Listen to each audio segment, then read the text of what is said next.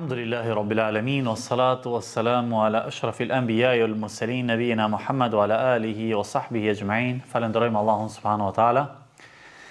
Ndërsa paqja dhe mëshira qofshin mbi Muhammedin sallallahu alaihi wasallam, familjen e tij të ndershme, shokët e tij besnik dhe mbi të gjithë ata të cilët ndjekin rrugën e pejgamberit sallallahu alaihi wasallam deri në ditën e gjykimit. Ajo për të cilën do të flasim sot është diçka e cila kombas kohet, disa njerëz humbet edhe zbehet. Do të flasim për një parim prej parimeve të fejes, me të cilën parim ruhet edhe feja e individit edhe çka është më e rëndësishme edhe shoqërisë në përgjithësi. Ne sadopak si muslimanë kemi parasysh konceptin e asaj se çka paraqet vllazëria në Islam. Pra çka paraqet vllazëria në Islam? Mirë po, vllazëria në Islam ne e dim se çka nënkupton. Mirë po, problemi është tek ajo e cila quhet vllazëri e rrejshme, ose vllaznillëk i rrejshëm në atë gjuhën popullore të ne. Çka paraqet ai vllaznillëku i rrejshëm? Sepse ka raste kur njeriu ndonjëherë përpara se ta mashtroj dikon tjetër se ka vëlla musliman, ndonjëherë mund ta mashtroj edhe veten e vet, se ka vllaznillëk, mirë po ai përmbahemi ne atyre pikave të cilët na ka porositur Allahu xhallahu ala, në kornizat e asaj çka është vllaznillëk Islam. Do ta shohim ne, inshallah, do të mundohemi nëpërmjet kësaj ligjërate të flasim rreth asaj se vllaznillëk ne e dim çka është. Vllazëri në dinin e Allahut. Mirë po, vllazëria e rrejshme çka nënkupton, cilat janë simptomet e saj, edhe çka nënkupton ajo vllazëri e cila është vllazëri të cilën e promovon Islami dhe të cilën edhe pejgamberi sallallahu alaihi wasallam neve na ka porositur. Një prej mirësive më të mëdha është vllaznillëku në fe. Pra kur ne vllazërohemi edhe na bashkojnë parimet e dinit të Allahut subhanahu wa taala. Andaj edhe Allahu xhallahu ala na ka treguar neve në surën Ali Imran ku thot: "Wadhkuru ni'matallahi alaykum idh kuntum a'da'an fa'alafa bayna qulubikum fa asbahtum bi ni'mati ikhwana." Edhe përkujtoni mirësinë e Allahut ndaj jush. Kur ju ishit armiq dhe më pastaj me mirësinë e Allahut ju bët vëllezër. Pra kjo ishte ajeti i cili zbriti ishte për sahabët e pejgamberit sallallahu alaihi wasallam, të cilët më herët në ignorancën e hershme ishin armiq të njëri tjetrit. Më pastaj u bën vëllezër, edhe më pastaj ata u bën mëkambës në tokë për 30 vite, u bën mëkambës në tokë. Çka nënkupton vllazëri e rrejshme? Sepse vllazëri e dim ne, mirë po vllazëria e rrejshme çka është? Normale është e kundërta e vllazërisë së mirëfillt. E para është mos pasje dashurisë të sinqertë në mesin tonë, mesin e muslimanit me muslimanin. Ose ndonjëherë ne shpesh e ndëgjojmë. Për këtë arsye edhe koncepti i vllazërisë në Islam dallon plotësisht prej atij konceptit çka e kanë për shembull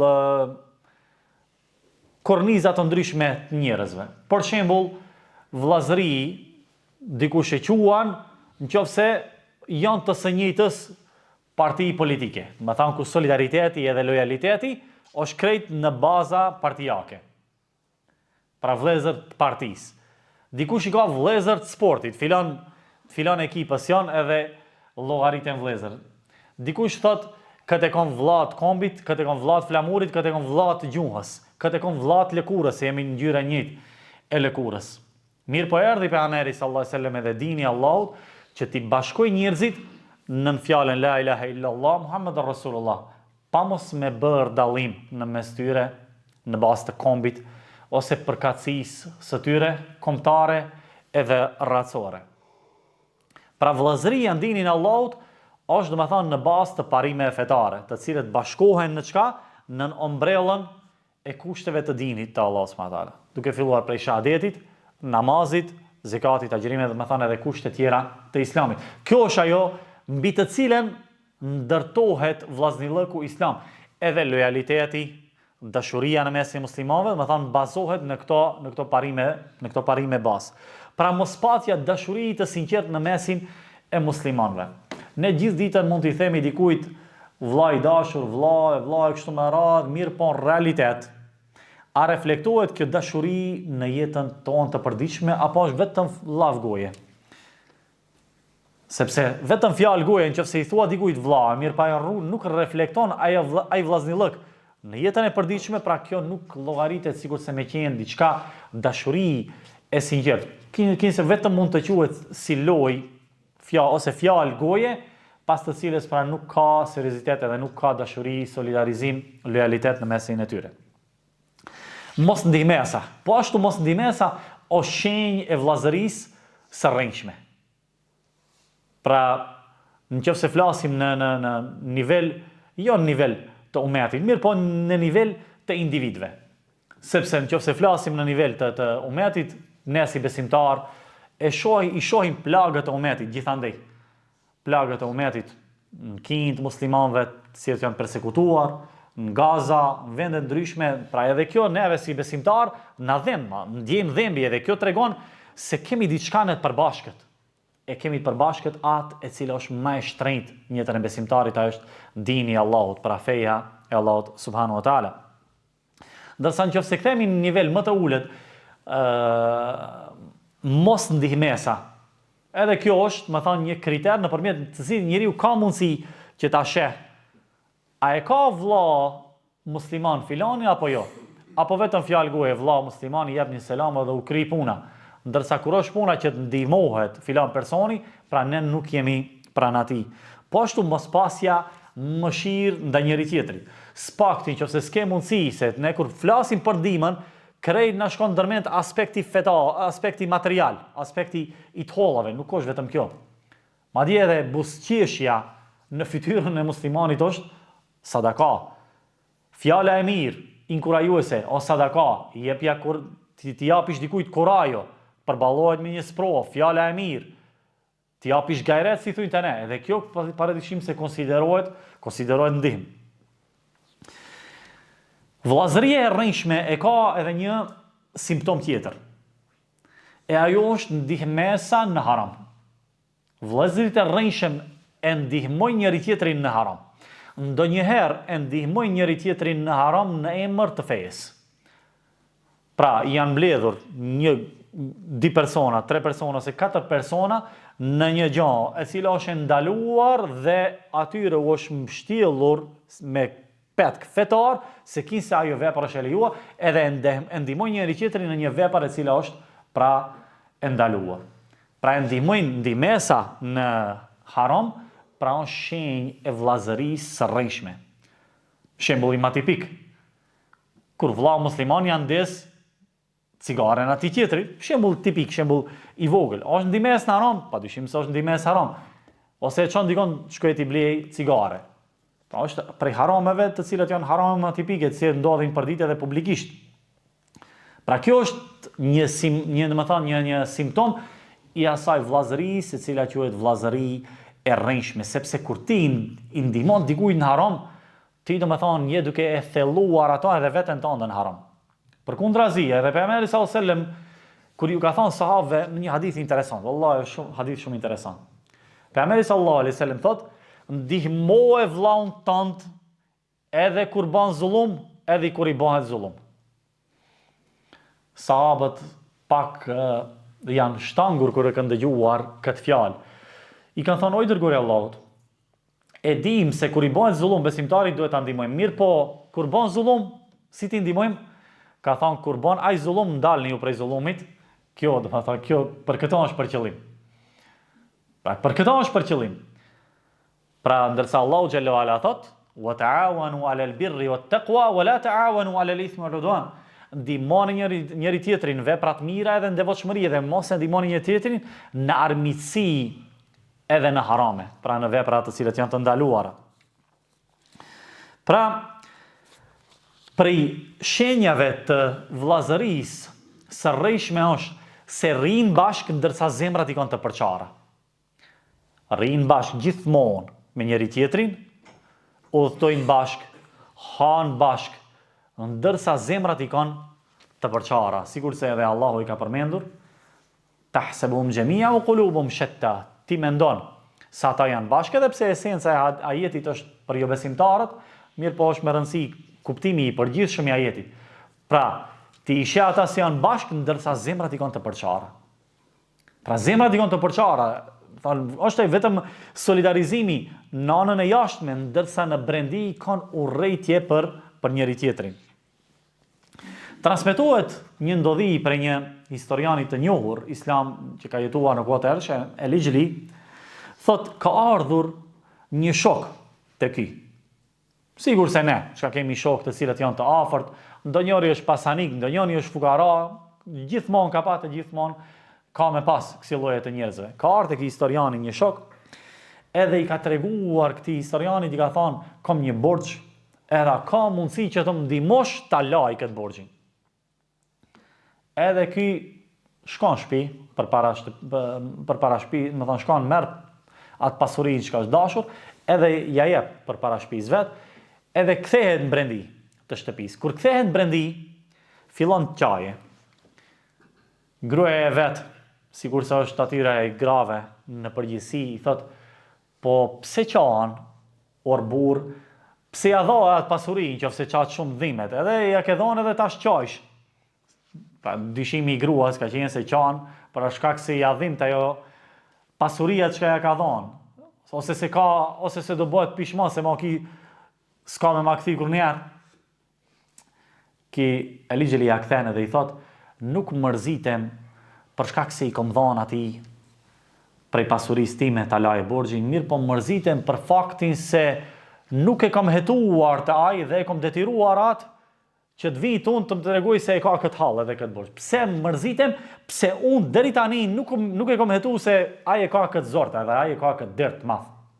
Kjo është ajo e cila mërziten. Shife pra si ka qenë koncepti vllazëllëkut të gjeneratat e hershme të muslimanëve, se sa kanë qenë të kujdesshëm për ruajtjen e dinjitetit besimtarit, sa kanë qenë të kujdesshëm për ruajtjen e personalitetit atij, sa kanë pat dhemshuri në mes e vetë. Padyshim se kjo është dhemshuri ndaj besimtarit. Kjo është madje kjo shprehja e ndjenjave, padyshim se është, më thënë, prej solidarizimit edhe asaj çka na porosit edhe Islami edhe dini Allahut subhanahu wa taala.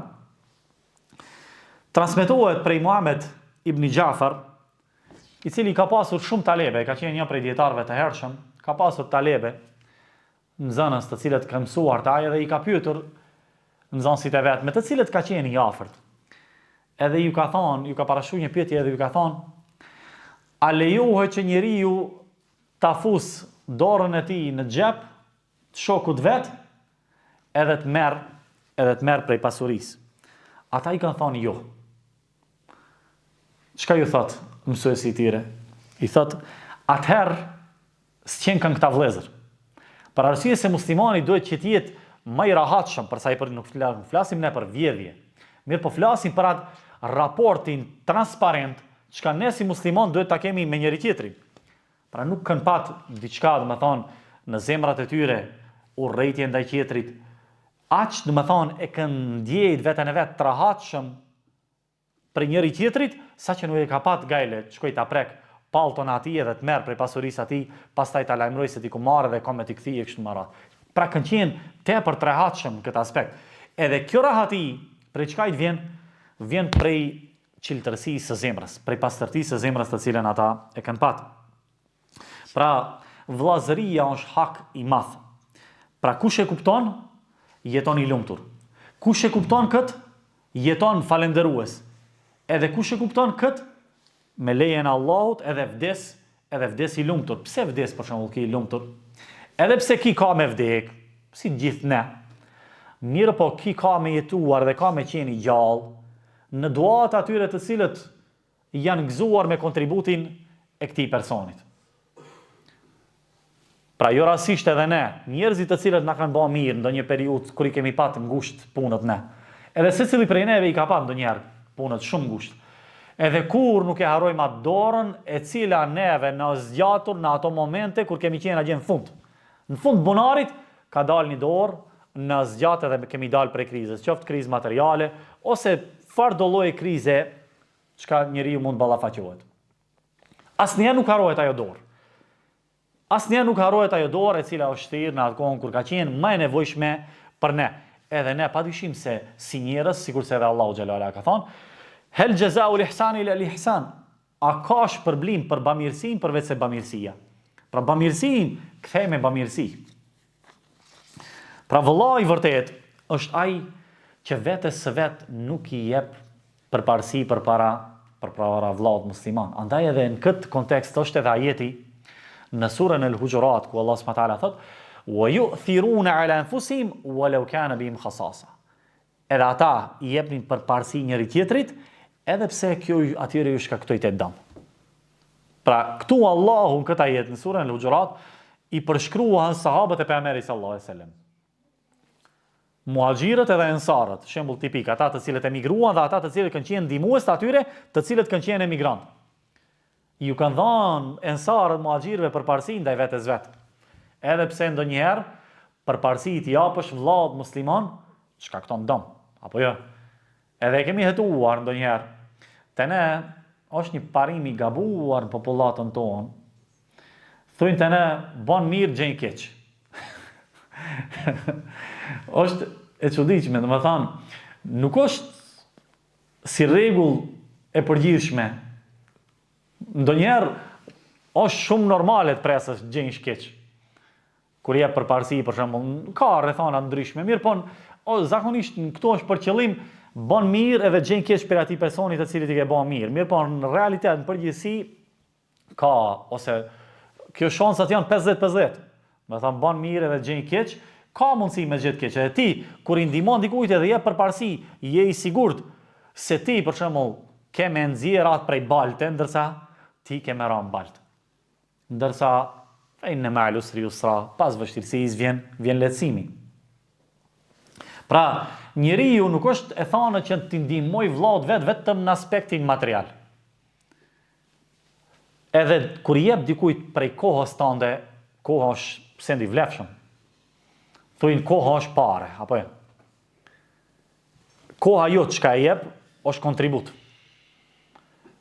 Reputacionin tënd kur e shfryzon për t'i sos punë dikujt, edhe kjo do me thonë është kontribut për ata. Reputacioni, autoriteti jot kur shfryzohet për me i kry ndonjë punë dikujt, llafi jot për shembull, secili prej neve e ka si me thonë atë pozitën e vet në shoqëri. Dikush ka pozitë më të lartë, dikush më të ulët, mirë po secili e ka atë rrethin e vet ku mund do me thonë ta shfryzoje atë reputacionin e vet për t'i ndihmuar dikujt diçka. Andaj, se sa ka vllaznillëk ose sa është ai vllaznillëku i sinqert, në varet prej asaj se sa kemi me qenë ne të devotshëm ndaj Allahut xhallahu ala. Kjo është, më thënë, si kriter kryesor. Andaj, devotshmëria është, më thënë, baza mbi të cilën ndërtohet çdo gjë. Edhe kjo vllaznillëk, kjo vllazëri në dinin e Allahut, nuk është vetëm jetën e kësaj dunjaje. Ky vllaznillëk vazhdon edhe në ahiret. Pra prej sendeve të cilat janë dunjë dhe vazhdojnë edhe në ahiret, është edhe vllazëria në dinin e Allahut subhanahu wa taala. Për këtë arsye, edhe besimtarët kur do hinë në xhennetet e Allahut, do t'i kërkojnë vëllezërit e tyre me të cilët kanë qenë në dunjë. Për këtë edhe Hasan al-Basria thotë, shtojini vëllezërit në Islam sa më shumë. Shto vllazni sa më shumë ke mundësi që të bësh, shoqëro me vëllezër musliman, sepse në atë ditë besimtarët ndërmjetësojnë. Disa prej besimtarëve do të ndërmjetësojnë për disa prej besimtarëve. Se krejt prej besimtarëve s'kan me i pat punët mirë. Krejt prej neve nuk kanë me qenë në pozitat e larta të Allahu xhallahu ala. Mirë po ka prej besimtarëve të cilët do ndërmjetësojnë për besimtarë të tjerë. Ndërsa Allahu xhallahu ala thot: "Al-akhillau yawma idhin ba'dhum li ba'dhin adu illa al-muttaqin." Atë ditë të afërmit e dashur kanë me qenë armik të njëri tjetrit përveç se të devotshmive. Njerëzit do jenë armiq të njëri tjetrit. Yawma yafirru al-mar'u min akhihi wa ummihi wa abi. Dita në të cilën njeriu ka me ik Ka mik prej kujt? Prej vllaut vet, prej nanës edhe prej babës. Wa ummihi wa abi, wa sahibatihi wa bani. Do ik edhe prej shoqes vet, prej gruas vet, edhe prej fëmijëve vet. Li kulli imrin minhum yawma idhin sha'nun yughni, secilit ka me i mjaftu çështja e vet. Krejt kanë me ik prej njëri tjetrit. Ndërsa në atë ditë, të dashurit, që kanë qenë të dashur të Allahut në këtë dunja, do të jenë të dashur edhe në ahiret. Në atë ditë, për të cilën Allahu xhallahu ala ka thënë, yawma la yanfa'u malun wala banun, dita në të cilën nuk bën dobi pasuria e as e vladi, illa man atallaha bi qalbin salim, përpos ata që ka vinë te Allahu me zemër të shëndosh. Pra kush vjen te Allahu me zemër të shëndosh, ky është ai i cili ka me qenë i rahatshëm, s'ka me pat frikë dhe s'ka me pat shqetësim në atë ditë kur do të mbretëroj shqetësimi edhe trishtimi në të gjitha anët. Vllau i mirë është ndihmësi më i madh për ta fituar kënaqësinë e Allahut xhallahu ala. Fitimi i kënaqësisë së Allahut nënkupton shpëtimin tonë. Pra vllau i rrënjshëm në atë vllazëllëkun e tij të rrënjshëm është vetjak. Si është vetjak? Jo vetëm në faktin se nuk ja shef kur njerë hajrin ati. Sepse në shoqëri, disa njerëzve dikush ma shumë a sheh hajrin komuniteti, disa ma pak. Ndërsa disave kërkuzve shef hajrin. Të tillë janë njerëzit në këtë dunjë. Dikush është i dobishëm, dikush ma pak, dikush nuk është as pak i dobishëm. Do shta është vetëm i dobishëm për veten e vetë. S'është as për familje, as për rrethin, për komunitetin, për umetin në përgjithësi. Mirë po, si ta hetoje njeriu se vllazëllëku i tij i rrënjshëm, më thonë, ka të bëjë me këtë çështjen e asaj që ka quhet vetjake. Ka mundësi që ne ta hetojmë veten tonë. A jemi vetjak në vllazëllëkun ton apo jo? Nëse Allah s'ka dhënë pasuri, mos normal, ne nuk presëm që ti të paguash darka edhe dreka njerëzve, normal, nuk presëm për arsye se ndoshta Allahu të ka sprovu me mungesë pasurisë. Mirë po, kur jemi te duaja, a ka mundësi që dikush thotë vallai s'kam kohë të bëj dua për ty, se jam i zonë të bo për veten tim. As kush mund të arsyetojë këtu. As pasaniku, as fukaraja. Këtu mund ta shohësh veten tënde, a jam unë vetjak ndaj vëllezërve, për arsye se është hak ndaj vëllezërve tonë musliman që të bëjmë dua për ato. Pika e hetojmë nëse kemi hak ndaj muslimanëve, e hetojmë vetë në duan që ka e lexojmë në çdo namaz, në teshehud, në etejat. Rabbana ighfirli wa liwalidayya wa lil mu'minin, o Zot falem mu, edhe prindët e mi, wa lil mu'minin, edhe besimtarët. Pra falem mu, prindët edhe besimtarët në përgjithësi. Pra nëse shohim te gjenerata e çiltër të muslimanëve, të cilët kanë pasur zemrat e kthjellta, zemrat e pastërta, e shohim shembullin e Ebu Derdas, radhiyallahu anhu. Është sahabiu i njohur, Ebu Derda, i cili ka qenë prej shokëve të afërt të pejgamberit sallallahu alaihi wasallam.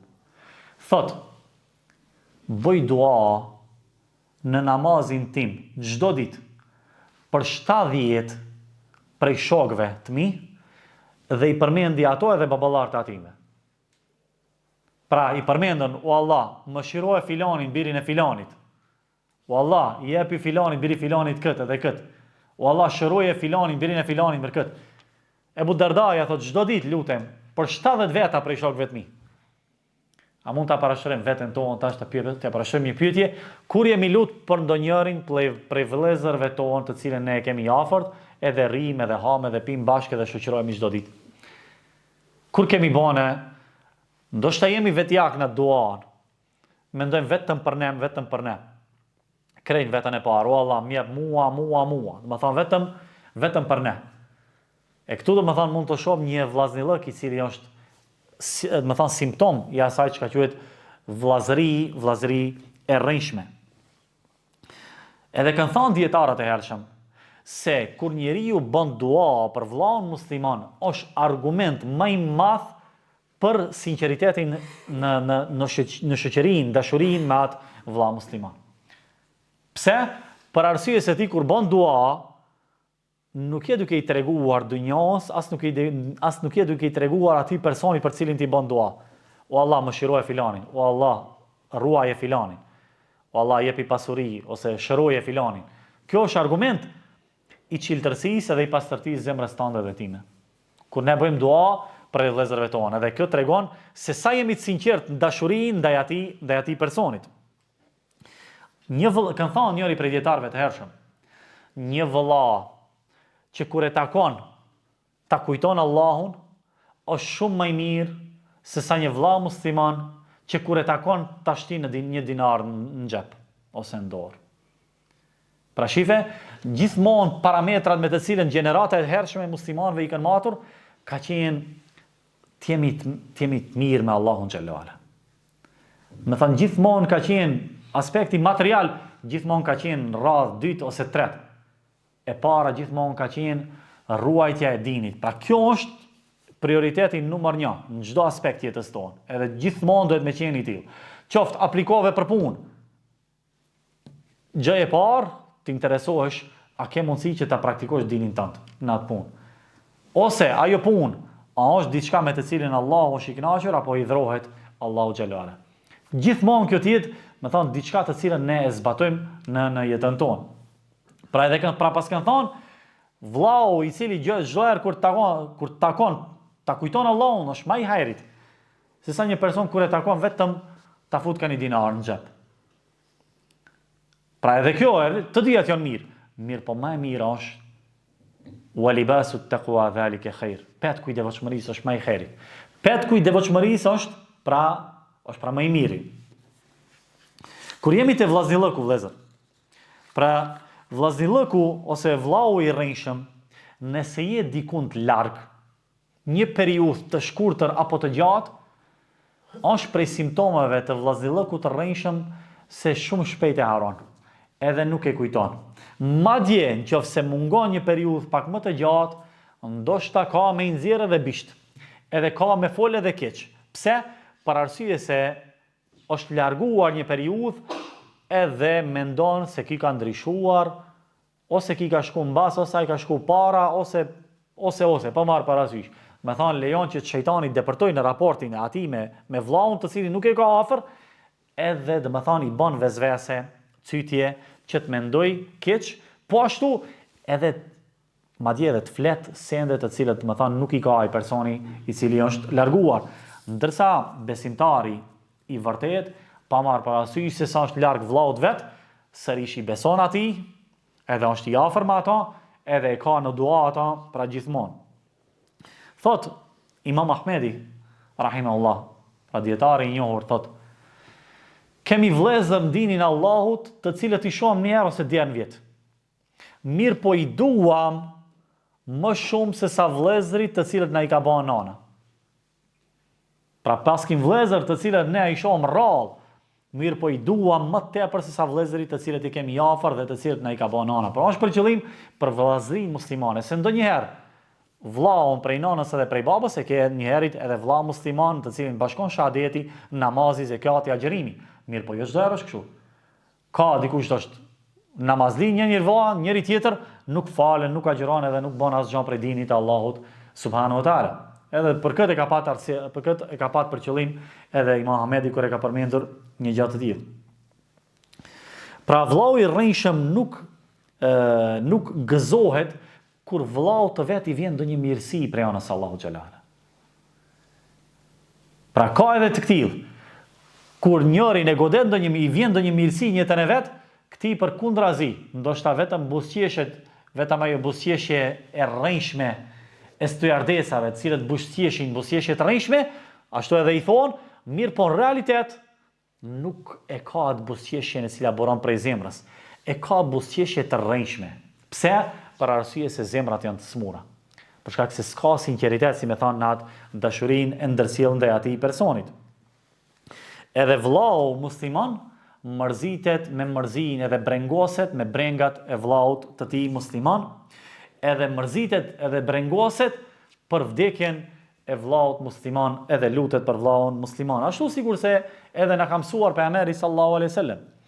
E kemi raste të shumta nga jeta e pejgamberit, sallallahu alaihi wasallam. Për shembull, e kemi rastin kur pejgamberi sallallahu alaihi wasallam për shumë prej sahabëve të cilët, për shembull për prindin e Gjabir ibn Abdillah, sahabiu të njohur.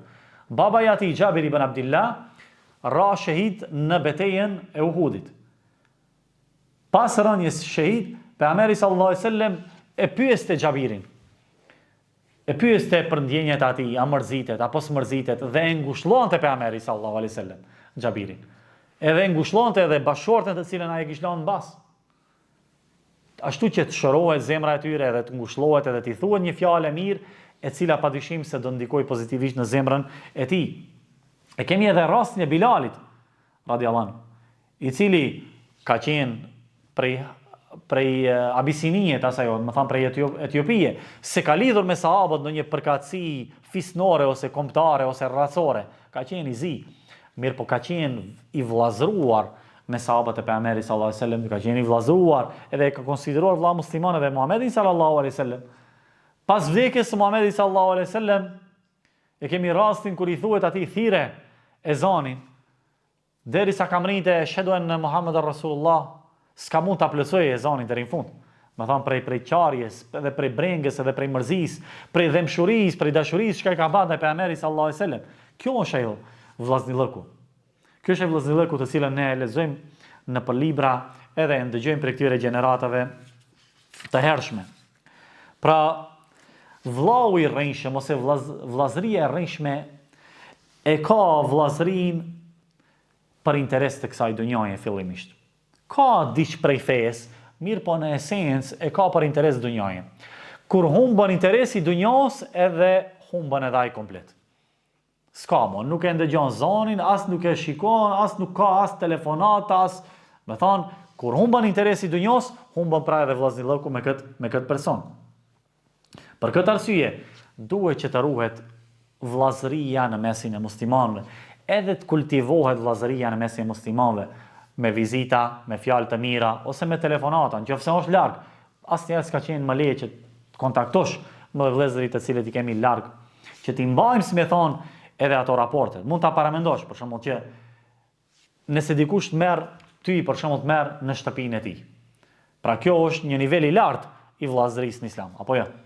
Dikush të merr në shtëpi edhe të ofron ushqime kështu më radh, kjo është nivel i lartë i vllaznillëkut, i besueshmërisë, apo jo? Mirë po çka ka? Ka edhe diçka më tepër se sa kjo? Padyshim se ka.